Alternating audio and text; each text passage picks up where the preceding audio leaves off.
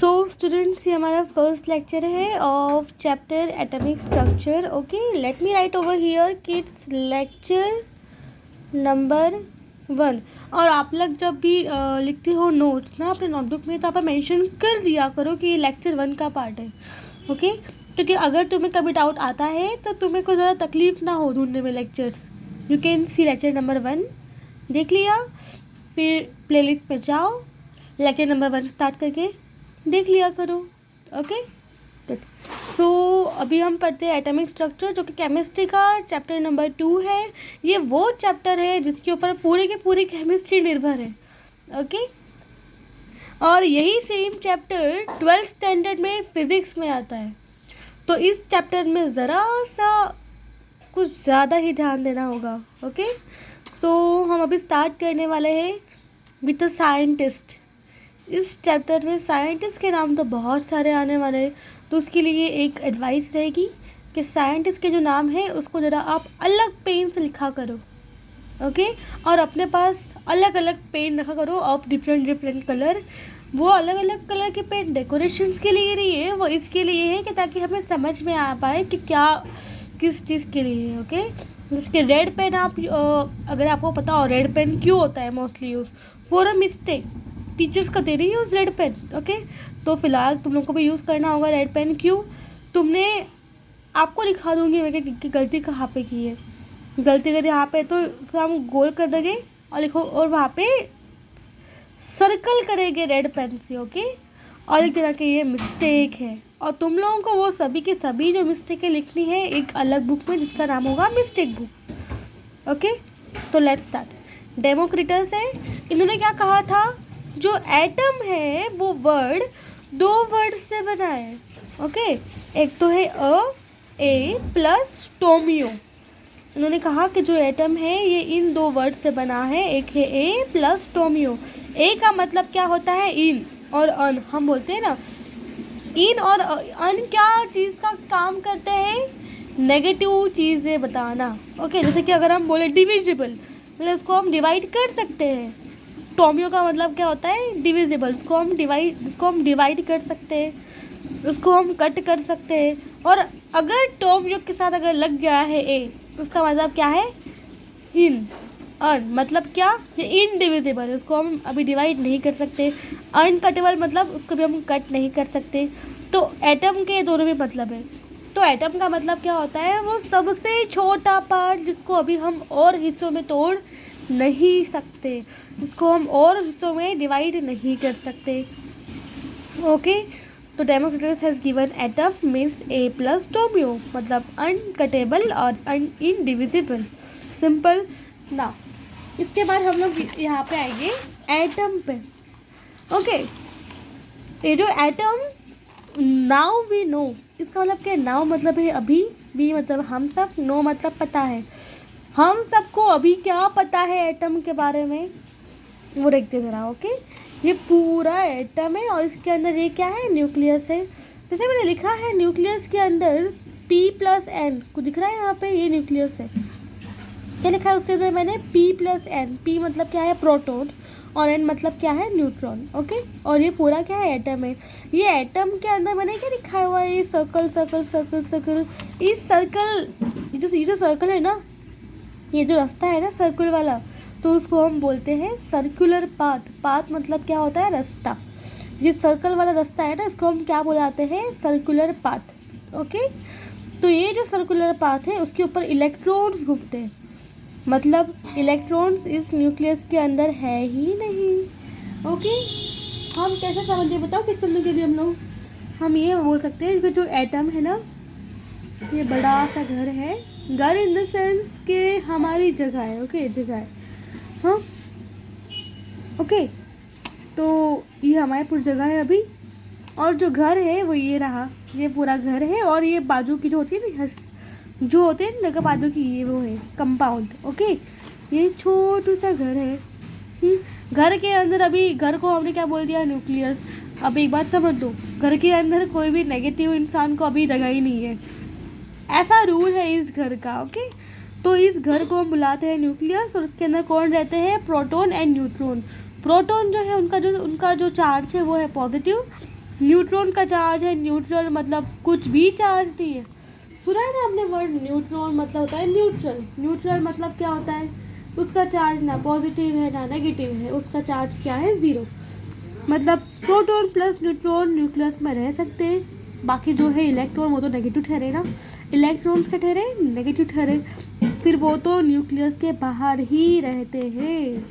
पर एटम के अंदर वो इस सर्कुलर पाथ में गोल गोल गोल गोल घूमते रहते हैं। ओके, समझ गए सभी लोग?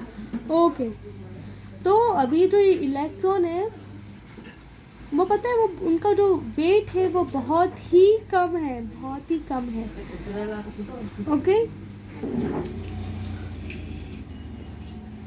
ओके, तो हम लोग कहाँ पे थे, जो न्यूक्लियस है उसमें कौन रहता है, प्रोटॉन एंड न्यूट्रॉन, और बाहर कौन घूमते रहते हैं, इलेक्ट्रॉन। मतलब और I said you one more thing, जो इलेक्ट्रॉन है वो बहुत ही हल्के हैं, उनका वेट बहुत ही कम है। उनका वेट नहीं, उनका जो मास है वो बहुत ही कम है, इतना कम है कि इनको हम लोग इग्नोर भी कर सकते हैं। ओके, इलेक्ट्रॉन का जो मास है ना उसको हम लोग इग्नोर करते हैं, समझ गए क्या? इलेक्ट्रॉन जितने भी है उसके मास को हम लोग इग्नोर करते हैं। इनका जो मास है वो प्रोटॉन के कंपेयर में बहुत ही कम है, और न्यूट्रॉन, और जो प्रोटॉन और न्यूट्रॉन है उनका मास जो है ना वो ऑलमोस्ट सेम ही है। ओके, और जो इलेक्ट्रॉन है उनका मास बहुत ही कम है, ताकि इसको हम लोग निगलेक्ट कर देते हैं, इसको हम इग्नोर कर देते हैं। सो अगर कोई तुमसे पूछे कि एटम का जो मास है वो कितना है, तो हम लोग क्या बताएंगे फिर, कि एटम का जो मास है वो कितना होता है, प्रोटॉन का मास प्लस न्यूट्रॉन का मास। ओके, और ये कहाँ पे रहते हैं, इन न्यूक्लियस। मतलब एटम का जो मास है वो पूरे में नहीं है, वो बस इतने से हिस्से में ही है, बाकी पूरा तो क्या है, खाली है। हाँ, वहाँ पे इलेक्ट्रॉन है, पर जैसे मैंने कहा पहले कि इलेक्ट्रॉन का मास बहुत ही कम होता है, उनको हम लोग इग्नोर कर देते हैं। ओके, सो देखते अभी यहाँ पे क्या दिया है, एटम है वेरी स्मॉल न्यूक्लियस। ओके, ज़रा अभी फील लेते हैं कि एटम कितना बड़ा है और न्यूक्लियस कितना छोटा है। ओके, अगर हम बात करें जिस भी सिटी में आप रहते हो, अगर जब बात मेरी करूँ, मैं रहती हूँ औरंगाबाद, राइट, तो औरंगाबाद सिटी कितनी बड़ी है, जितनी बड़ी है उतनी, तो मान लो ये जो पूरा है वो है औरंगाबाद सिटी। ओके ओके, और औरंगाबाद सिटी का जो मिडल, सबसे बीचों बीच जो घर है ना वो क्या है, न्यूक्लियस। पूरी औरंगाबाद सिटी का जो बीचों बीच जो एक ही घर की बात करें, जो एक घर है ना वो है न्यूक्लियस, बाकी के जो है वहाँ पे कुछ भी नहीं है। तो समझ रहे कि औरंगाबाद सिटी कितनी बड़ी है, और ये दूसरा एक वहाँ पे एक घर है। ओके, तो फिर ये है, इतना डिफरेंस है साइज में, इतना बड़ा है एटम और इतना छोटा सा है न्यूक्लियस। सो एटम है वेरी स्मॉल न्यूक्लियस। नेक्स्ट क्या दिया है, in nucleus proton and neutrons are present, correct. Around nucleus electron move in circular path continuously. यहाँ पे एक और पॉइंट हमें ऐड करना चाहिए कि जो एटम का जो मास है वो कितना होता है, एटम का जो मास होता है वो होता है mass of proton plus mass of neutron. Okay, good. इसके बाद हम आएंगे on Thompson model of an atom. जैसा मैंने कहा कि जो हमने अभी ये पढ़ा एटम के रिगार्डिंग, वो क्या है, नाउ वी नो, मतलब जो अभी हमें पता है, जो हमें अभी पता है वो तो बड़ी आम सी बात है, लगता है कि बहुत ही आम सी बात है, उसमें क्या चीज़ है। पर जब ये चीज़ पहले की दौरान की बात है, जब पहले, सबसे पहले ये चीज़ हमें पता ही नहीं थी कि एटम क्या है, इलेक्ट्रॉन क्या है, प्रोटॉन क्या है, ये उस ज़माने की बात मैं कर रही हूँ। ओके, तो वहाँ उस टाइम में बहुत सारे साइंटिस्ट ने बहुत सारे अपने थियरीज रखे कि एटम ऐसा हो सकता है, एटम वैसा हो सकता है, राइट, है ना। तो बहुत सी थियोरी जो थी, बहुत सारे जो प्रोडक्ट्स थे वो उनको कैंसिल किया गया, वो रॉन्ग साबित हुई, बहुत कम थे जो सही साबित हुए। ओके, तो इन दिस चैप्टर हम कुछ गलत थियोरी पढ़ने वाले हैं, जो कि है atom model of atom, Thompson model of atom, और बहुत सी थियोरी है जो हम पढ़ने वाले हैं जो सच्ची थी, जो हमें इसको पढ़ने में मदद करने वाली है। ओके, तो हम पढ़ने वाले first Thompson model of an atom. मैं पहले ही बता देती हूँ, ये तो थियोरी थी, वो सही थी कि गलत थी, हम वो देखेंगे इस पढ़ने के एंडिंग में। ओके, थॉमसन सर ने क्या कहा कि ये एक बड़ा सा वाटरमेलन है। ओके, और सभी ने तो वाटरमेलन अभी खाया ही होगा, राइट। उसमें ये क्या है, सभी सीड है, बीज है, राइट। तो ये जो सीड है उसको हम बोल देंगे क्या, इलेक्ट्रॉन। मतलब हम नहीं बोल रहे, ऐसा थॉमसन सर ने कहा था। ये जो है ना सीड, उसको उन्होंने क्या कहा था, इलेक्ट्रॉन कहा था। बाकी का जो होता है ना रेड होता है ना पार्ट, जिसको हम लोग खाते हैं, ओके, इस रेड पार्ट को उन्होंने कहा था कि ये पूरा पार्ट जो है वो प्रोटॉन है। क्या है वो, प्रोटॉन है। मतलब ये पूरा प्रोटॉन है, और जो है बीच दिख रही है ना ये सीड, वो है इलेक्ट्रॉन। ऐसा किसने कहा था, ऐसा कहा था थॉमसन सर ने। ये सीड मतलब इलेक्ट्रॉन नेगेटिव चार्ज का है, और रेड पार्ट मतलब प्रोटॉन जो कि होता है पॉजिटिव चार्ज। ओके, इस मॉडल को हम लोग पुडल मॉडल भी बोलते हैं। अभी थॉमसन सर ने अभी क्या कहा इसके हेल्प से, अभी हम सबको पता ही है कि तरबूज के अंदर, वाटरमेलन के अंदर जो सीड होते हैं वो अभी वॉक तो करते हैं नहीं अभी, राइट। वो तो वहीं पे अभी रहते हैं ना, धसे हुए रहते हैं, हाँ या नहीं। हाँ, जो बाकी का जो होता है रेड पार्ट, वो तो वहीं पे रहते हैं, नो डाउट। और और वी नो एटम के अंदर जो प्रोटॉन और न्यूट्रॉन है वो भी वहीं पे रहते हैं। ये बात तो होगी अभी क्लियर। पर इस पर जो इलेक्ट्रॉन दिखाए गए हैं वो तो यहाँ पे मूव ही नहीं कर रहे, राइट। वो तो यहाँ पे मूव ही नहीं कर रहे। सो अब ये पहली बात हो गई जो उनकी गलत है। ओके, नाउ सेकेंड थिंग, इन्होंने क्या कहा कि तरबूज को उन्होंने क्या माना था, पूरा एटम मान लिया था। ये पूरा प्रोटॉन बिखरा हुआ है यहाँ पे, है ना। उसके बीचों बीच क्या लगा हुआ है, इलेक्ट्रॉन से। क्या ये बात सही थी क्या? जिस तरह से हमने देखा कि एटम कैसा था, पूरा एटम था, उसके बीच में छोटा सा न्यूक्लियस था जिसके अंदर प्रोटॉन और न्यूट्रॉन था, राइट। मतलब जितना भी मास था एटम का वो कहाँ पे था, उस छोटे से पार्ट न्यूक्लियस पे था। पर व्हाट थॉमसन सेड कि ये पूरा एटम है, उसमें हर जगह पे प्रोटॉन बिखरा हुआ है, मतलब हर जगह प्रोटॉन है और कहीं कहीं पे इलेक्ट्रॉन से। क्या ये बात सही है? नो। इनके हिसाब से जो मास था एटम का वो सब जगह पे एक समान बिखरा हुआ है। ये बात झूठ है। वी हैव सीन वो कहाँ पे होता है, न्यूक्लियस के अंदर रहता है, बाकी पूरा पोर्शन होता है मासलेस, वहाँ पे कुछ भी मास नहीं होता है। ओके, तो अभी हम देखते हैं कि थॉमसन सर ने जो भी कहा उसका रिजल्ट क्या था।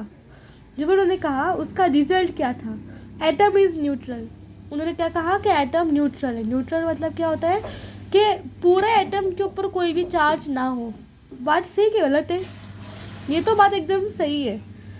वो कैसे? अभी ही सेड व्हाट के एटम के अंदर जितने प्रोटॉन है उतने ही इलेक्ट्रॉन है, राइट। जितने हैं प्रोटॉन, मतलब मान लो अगर मैं बोलूँ कि एटम के अंदर +10 प्रोटॉन है, ओके, और इलेक्ट्रॉन है 10।